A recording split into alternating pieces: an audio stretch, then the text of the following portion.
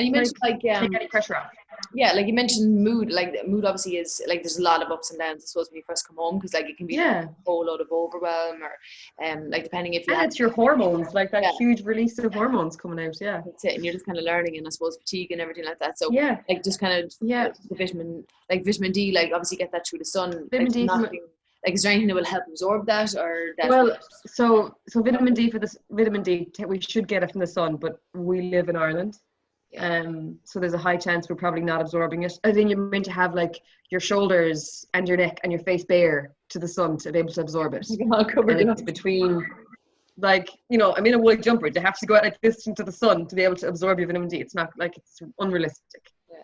And I always wear SPF 15 every day as a base, and then I top up if I need to. But it's only between March to October in Ireland that you can actually absorb vitamin D from the sun. It depends on, it's the way the sun's rays hits the Earth's surface in Ireland. We don't absorb it between October to March. So wintertime especially.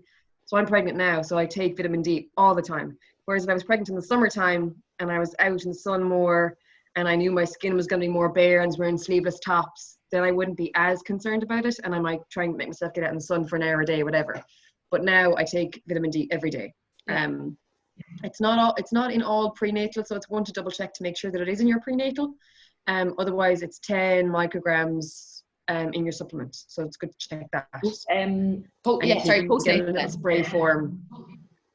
Postnatal as well, same thing, 10 micrograms. Pregnancy or postnatal, 10 micrograms. Especially if you're breastfeeding. And like because the baby will take these stores from you.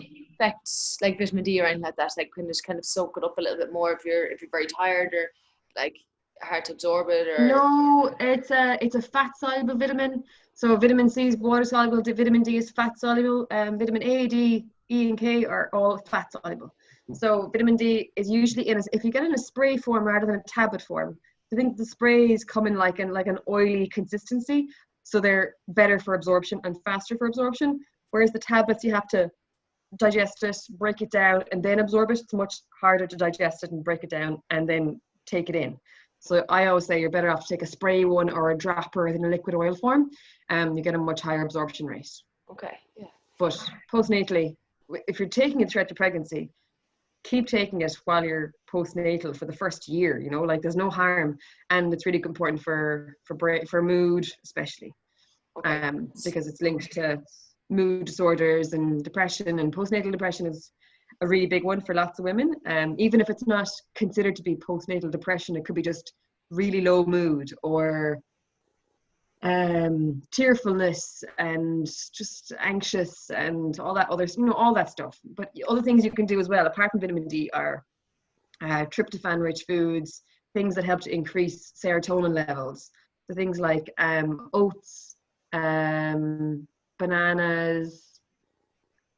peanut butter, almond butter, because they're all rich in tryptophan. What else? Matcha tea is really, really, really good.